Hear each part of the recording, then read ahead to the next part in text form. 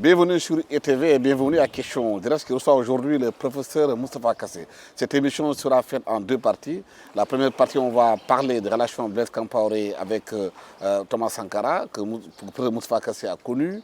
La deuxième partie va parler de l'évolution des pouvoirs au Burkina Faso. Donc le professeur Moustapha Kassé, comme vous le savez, est doyen honoraire de la FASEC. Il a enseigné dans plusieurs universités africaines. Il a présidé 3 sessions de jury de concours d'agrégation de droit des sciences économiques. C'est l'un des plus grands intellectuels africains économistes. Il a présidé 3 sessions des jurys du concours d'agrégation de droit et sciences économiques, ancien président du Forum mondial des chercheurs, initiateur du programme de 3e cycle interuniversitaire, président du Congrès des économistes africains, premier président de la conférence des institutions d'enseignement et de recherche en Afrique et ancien président de l'association des économistes d'Afrique. Moustapha Kassé, on ne le présente plus donc. Aujourd'hui, il y a un sujet qui intéresse l'Afrique. On parle aujourd'hui du procès de la mort de Thomas Sankara. Blaise Compaoré a été cité parmi ceux qui auraient fait le coup d'État, ceux qui auraient tué Thomas Sankara. Mais Moustapha Kassé a connu Thomas Sankara bien avant qu'il soit au pouvoir, a connu aussi Blaise Compaoré. Il était non seulement l'ami de ces deux personnalités et ensuite leur conseiller. Moustapha Kassé, beaucoup parlent de l'assassinat de Thomas Sankara. Mais avant que Thomas Sankara ne vienne au pouvoir, il y avait quelque chose qui s'est passé entre les Blaise Compaoré. Comment Sankara est venu au pouvoir? Mais il est venu au pouvoir à l'occasion précisément d'un coup d'État. Mais d'un coup d'État que les deux ont préparé. Mais je voudrais d'abord préciser que ce procès ne doit pas occulter les recherches historiques. Il faut que les gens sortent précisément des intuitions, qu'ils sortent des sensations et qu'ils aillent dans le fond du dossier. Ça, c'est aux historiens de le faire. Il y a des choses qui se sont passées, et peut-être j'aurai l'occasion de le dire. Toutes les révolutions au monde bouffent leurs enfants. Toutes, il n'y a pas d'exception. Si vous prenez la révolution, les premières révolutions de 1789, c'est encore trop loin, comme dirait Chouin Lai. On lui a demandé une fois, qu'est-ce que vous pensez de la Révolution française? Il dit, bon, c'est trop tôt d'y penser. Alors, que vous prenez la Révolution chinoise, avec précisément ce qui s'est passé au niveau avec Mao Tse-tung à un moment donné. Vous prenez la Révolution bolchevique, elle a été encore plus dure. Presque tous les initiateurs, les uns sont morts dans les goulags, les autres ont été déportés. Vous prenez le cas de l'Algérie. C'est encore fondamental. Je dis toujours, l'Algérie est née d'abord des Méderzas. Les Méderzas, c'est rien que ce qu'on appelle aujourd'hui les talibans, n'est-ce pas? Et les meilleurs, si vous voulez, les meilleurs cadres militaires, c'était effectivement c'est ce qui venait des Méderzas. Ils n'avaient pas confiance justement aux cadres qui avaient une formation de type occidental. Je prends le cas d'un étudiant très prestigieux qui est Abderrahmane Taleb. Il a dirigé l'Union générale des étudiants musulmans d'Algérie. Mais quand il a abandonné les études pour aller dans le maquis, on l'a tué. On a dit que c'est les Français, ce n'est pas les Français en réalité. Les communistes étaient même obligés de faire un maquis parallèle, n'est-ce pas? À cause des querelles internes comme ça. Prenez Cuba. Tout le monde pensait que de toute manière, c'était la lune de miel entre Che Guevara et effectivement Fidel Castro. Che a fini. Quand le divorce s'est passé, Che a fini par quitter et aller effectivement vers d'autres horizons. Vous prenez maintenant le cas en Afrique. Comment est parti Kwame Nkrumah, hein, le père du panafricanisme africain? On a déboulonné sa statue, on l'a traité de tous les noms d'oiseaux. On l'a fait disparaître. On l'a fait disparaître. Jusqu'à ce que l'histoire le réhabilite. Vous prenez Modibo Keïta, n'est-ce pas, avec tout ce qu'il a fait au Mali, n'est-ce pas? Et ensuite, non seulement on l'a mis en prison, mais il a subi des tortures les plus abominables par des militaires. D'ailleurs, ironie de l'histoire, ce sont ces tortionnaires à qui on a fait une phase d'honneur quand effectivement Modibo du moins quand il est mort, en l'occurrence Moussa Traoré. Je peux continuer. Aïna Sara à côté, au Niger. Comment il est mort, comment il est mort, fusillé, etc. Donc ça, c'est les processus révolutionnaires. Il faudrait, si nous voulons précisément nous accaparer des icônes, il faut qu'on interroge ce que les uns et les autres ont fait. Moi, j'ai été particulièrement un ami de Blaise. J'étais son conseiller, j'étais son frère pour plusieurs raisons. Parce que en 1991, j'étais membre du bureau politique du Parti socialiste. Et c'était le premier congrès du Front populaire. Donc, tout de suite après le coup d'État qui est intervenu. Et à l'occasion, évidemment, le parti m'avait demandé de le représenter. Et j'avais lu, je me suis dit, mais au fond, je ne vais pas aller à ce congrès, d'autant plus qu'il y avait beaucoup de débats autour de ce coup d'État. J'ai essayé de lire les documents qu'il y avait. Et certains de mes étudiants, qui étaient d'ailleurs dans l'action politique, je veux citer particulièrement deux. Sommet Dieudonné Valère, qui a été ministre de l'Enseignement supérieur, et celui qui l'a remplacé par la suite, on l'appelait ironiquement Rougeau. Et ensuite, maintenant, Salif Diallo. Salif Diallo était quelqu'un qui m'était très attaché. Et parce qu'à Dakar, il y avait beaucoup de partis communistes. Les uns étaient pro-chinois, d'autres étaient pro-soviétiques, d'autres étaient pro-vietnamiens. C'était donc un melting pot de partis communistes, ce qui m'a permis effectivement de les connaître tous. Alors c'est Salif Diallo qui m'a donné donc les documents pour que je puisse faire un rapport au congrès, au premier congrès du Front populaire. Quand j'ai fait cette intervention, elle a été remarquée, les gens l'ont applaudi presque debout pendant 5 minutes. Parce que j'avais dit, il faut qu'on sache effectivement tout ce qui s'est passé. Et ensuite qu'on continue les meilleures idées. Et je leur ai fait je leur ai rappelé la réflexion de Lénine, qui disait, quand à un moment donné, quelques-uns de nos camarades franchissent, ne leur jetons pas les fleurs, essayons de les rattraper pour que de toute manière nous puissions continuer et atteindre les objectifs qui sont les plus fondamentaux pour nos populations. J'avais dit, j'avais fait cette citation, moi j'aurais pu en faire d'autres. Mais vous avez quand même rencontré Blaise Compaoré. Est-ce que vous avez expliqué comment ça s'est passé entre lui et Thomas Sankara? Et comment lui et Blaise ils ont fait le coup d'État? Comment ils l'ont fait?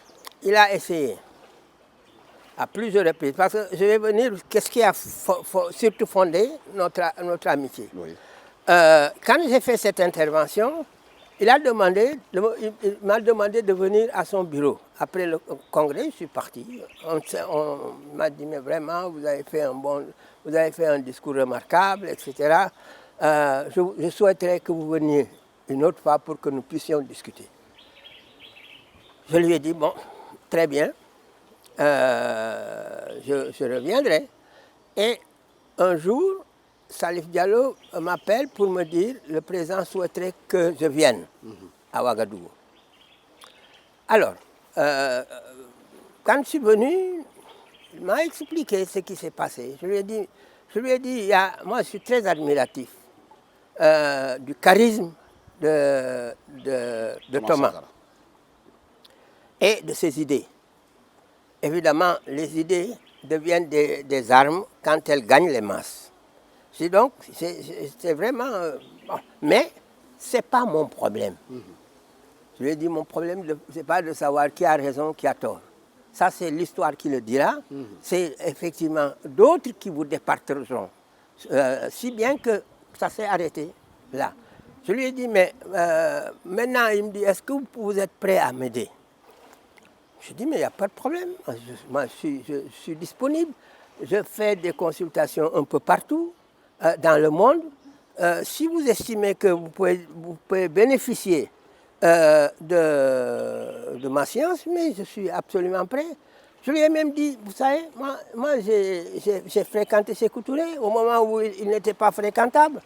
J'ai même pris des repas à sa table. Et une fois, ce qui m'a permis d'ailleurs de lui faire organiser le deuxième colloque sur l'intégration en Afrique, patronné par l'UNESCO et la CEDEAO, qui était une organisation naissante. Alors, et nous discutions en toute liberté. À un moment, un jour d'ailleurs, il nous a invités, le doyen Ibrahima Fall et moi, à sa table.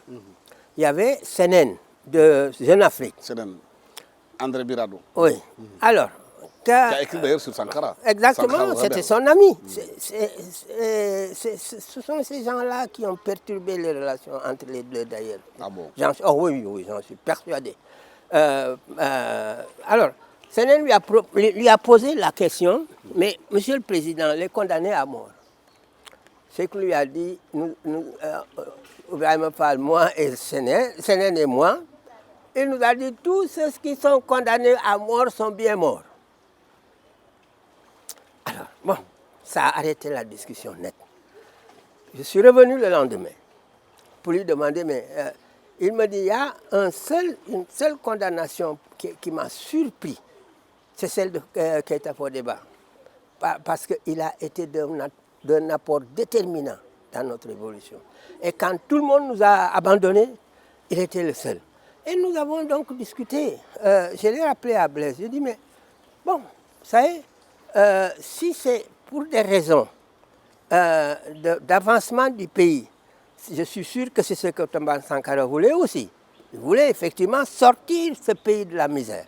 Il voulait effectivement créer les conditions pour qu'on ne parlait pas de gouvernance à l'époque, mais qu'on ait une très bonne gouvernance. Alors je dis, mais si c'est pour des raisons comme ça, moi je suis tout à fait prêt. D'autant plus que, quand je venais à Alger, la première fois en 1979, pour donner un cours, c'est extraordinaire. Il n'y avait que 2 hôtels. 2. Où ça? À Ouaga ou à Ouaga. L'hôtel Indépendance et ensuite une espèce d'hôtel là qui était plutôt chambre de passage qu'hôtel véritablement. Si bien qu'on a même eu des difficultés, le professeur Tchombiano Taladija, pour vous loger? Pour me loger.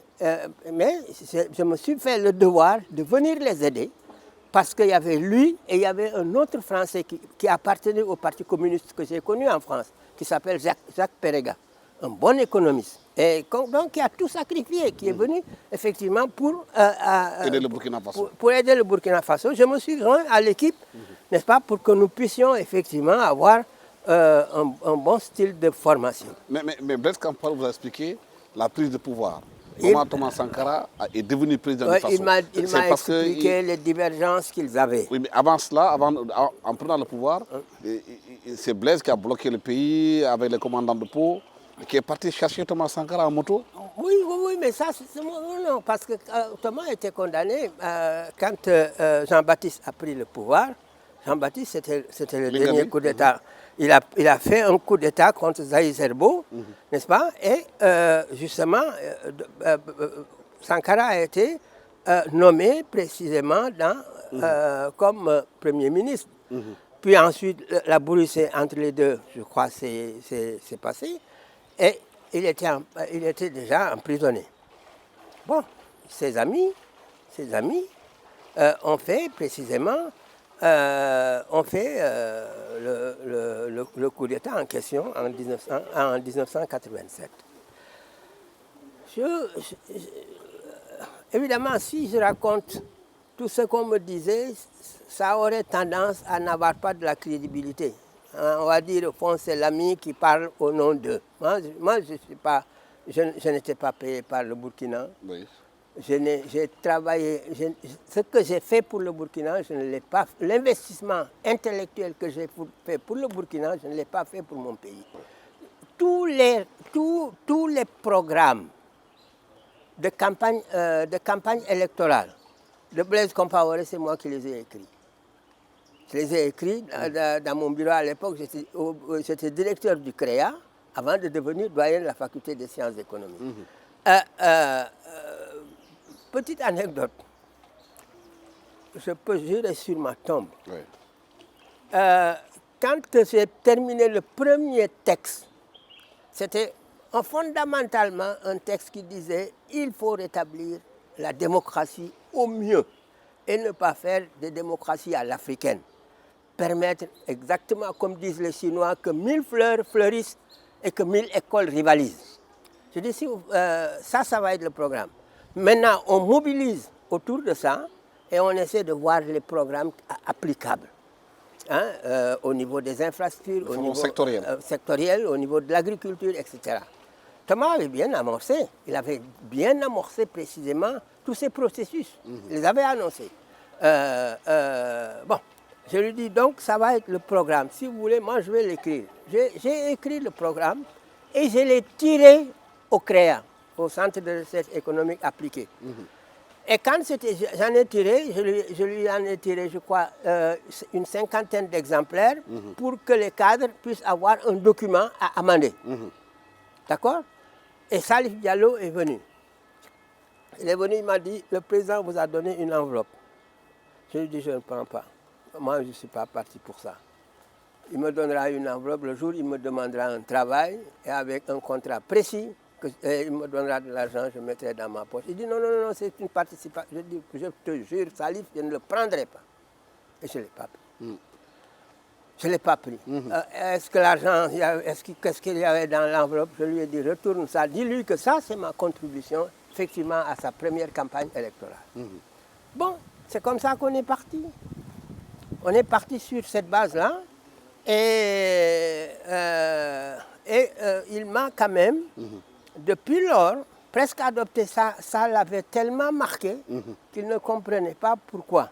Pourquoi, effectivement, j'ai eu ce geste. Mais si on revient un peu au coup d'État, Sankara était en prison. Il était ancien Premier ministre. Il a été arrêté. Blaise Compaoré avait les commandants de Pau, bloquent tout le sud du pays. Les parachutistes de Pau, c'est lui qui a bloqué le pays. Vont chercher Thomas Sankara en prison pour l'installer en tant que président. Oui, c'est que l'histoire dit. Et en ce moment, pourquoi Blaise n'a pas pris le pouvoir? Pourquoi lui qui a fait le coup, il n'a pas, lui, été président? C'est qu'entre-temps, il y a eu beaucoup de conflits entre les deux. Si bien que le Conseil national de la Révolution était paralysé. Mais pourquoi Blaise n'a pas pris le pouvoir au lieu de Thomas? Non, c'était Thomas qui était qui faisait le meilleur leadership. Okay. C'était le meilleur leadership parmi eux. Il n'y avait pas que eux deux, hein. Il y avait d'autres, oui, bien sûr. Un groupe. Mais c'était le meilleur leadership. Il était très charismatique. Il avait des idées lumineuses sur certains aspects de la transformation structurelle du pays, etc., etc. Ils l'ont mis devant. Mais vous savez, l'exercice du pouvoir, ça doit être quelque chose de très, très compliqué. Très compliqué. Il y a eu des problèmes d'organisation qui les ont opposés. Hein? Vous vous appelez les fameux comités de défense de la Révolution. Un problème d'orientation? Oui, le problème d'orientation. Vous savez, Blaise, j'ai entendu quelqu'un à la radio, sur votre chaîne d'ailleurs, il a dit oui, qu'il n'a jamais vu un homme aussi froid. Je dis, mais c'est parce que c'est un homme aussi. Vous savez, c'est qu'un jour, le Moronaba a dit, il dit que lui, il pensait que sa population, c'était comme des nègres, parce qu'il ne les a jamais vus debout. Alors, ils étaient toujours agenouillés, etc. Ça c'est la caractéristique des Mossi. Ils sont prompts à l'action, mais c'est des gens qui sont très, très, très, très peu bavards. évidemment, ça cache beaucoup de choses. En termes de stratégie, il est plus fort. Un de mes amis qui les fréquentait bien, c'est qu'il les fréquentait tous les deux, mais de manière plus assidue, parce que lui, il était dans la politique. C'est l'ancien président du Mali, Konaré. Alpha Omar Konaré. Alpha Omar Konaré. Une fois, j'ai voyagé avec lui. Nous venions tous les deux de Ouaga. Il m'a dit, Moustapha, tu sais, nos deux amis là, il y a quelque chose qui ne marche pas. Je lui ai dit, moi, je ne cherche pas à savoir ça, ce n'est pas mon problème. Seulement une seule fois, j'ai parlé à Valère Dieudonné Sommet, paix à son âme. Je lui ai dit, Valère, vous savez, vous risquez de faire une grosse erreur. Les gens qui vous dirigent, ce ne sont pas des intellectuels. Vous êtes des intellectuels. Vous pouvez vous combattre à coups de trac, à coups d'idées. Mais eux, le jour où ils vont s'affronter, ça va être à coups de fusil. J'ai fait bien attention. Mais à l'époque, bon. Donc il y avait ces divergences qui ont abouti effectivement à ce coup d'État. Moi, ça m'a trouvé d'ailleurs au Mali. J'étais surpris, un peu, pas trop surpris, mais je me disais quand même... Vous pressentiez qu'il y a des problèmes entre Blaise Compaoré et Thomas Sankara qui ne s'entendaient pas, il y avait des divergences? Beaucoup de gens me l'ont dit, beaucoup de leurs amis m'ont dit ça, qu'ils ont des problèmes, des années proches, etc. Et l'un est très expansif, l'autre est très fermé. Très taiseux. L'autre est très fermé. C'est pas quelqu'un qui... Même en travaillant avec lui, chaque fois je lui dis, mais écoute, il faut être ouvert. Vous êtes un homme politique doit être ouvert. Mais vous avez toujours le visage fermé, etc. Bon, ça, en parenthèse. Donc, voilà, je dis, cette partie-là de leur histoire, moi, je n'ai pas creusé profondément, parce que ce n'est pas mon rôle. Mon rôle, si Sankara m'avait demandé de faire un travail, je l'aurais fait.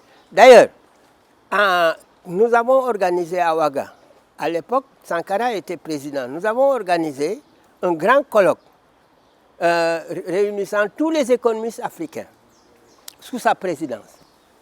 Ce jour-là, d'ailleurs, il est venu en sous-vêtements. Tout le monde a applaudi parce qu'il est venu en sous-vêtements.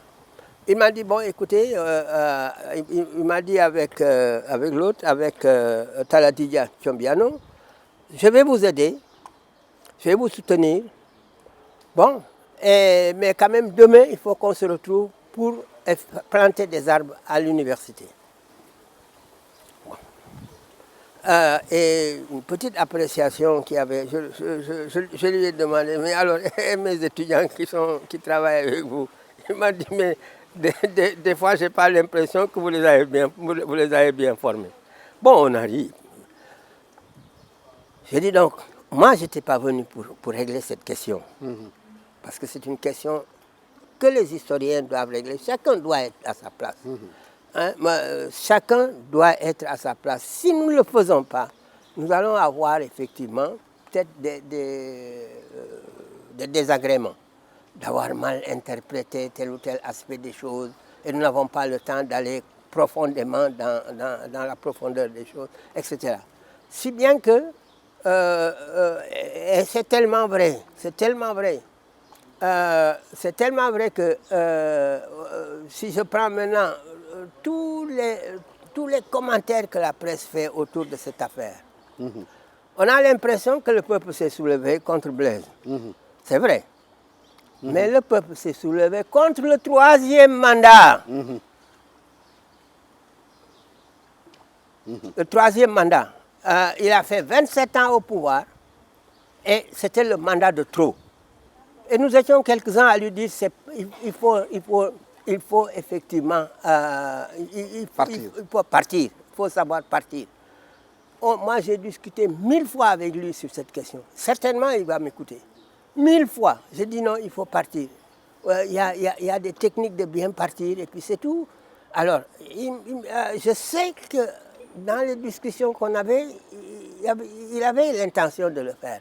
Mais il y a eu des paramètres, toujours les paramètres qui enchaînent les politiques. Il m'en a expliqué quelques-uns, mais pas certainement tous.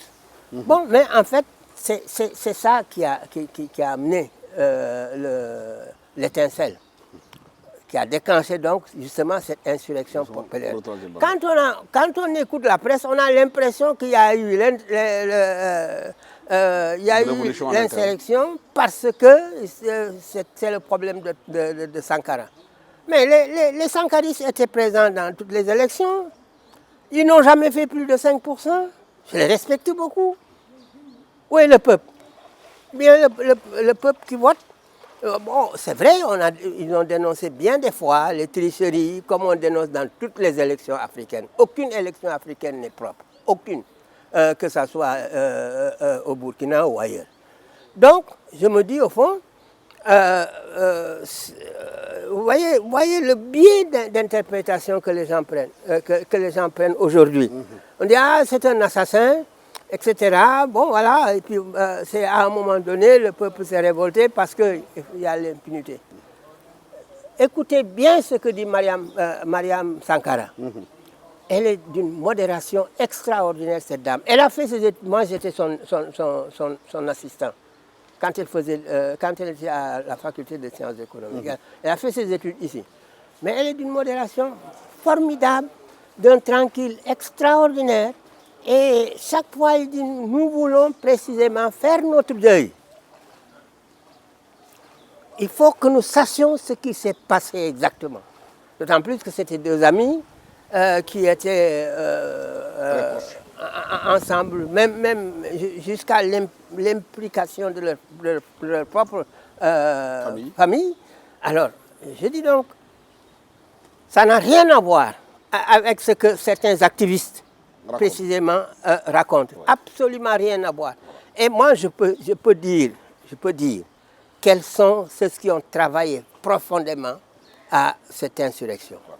Voilà, nous sommes au terme de cette émission avec M. Moustapha Kassé, professeur Moustapha Kassé, économiste qu'on ne présente plus au Sénégalais.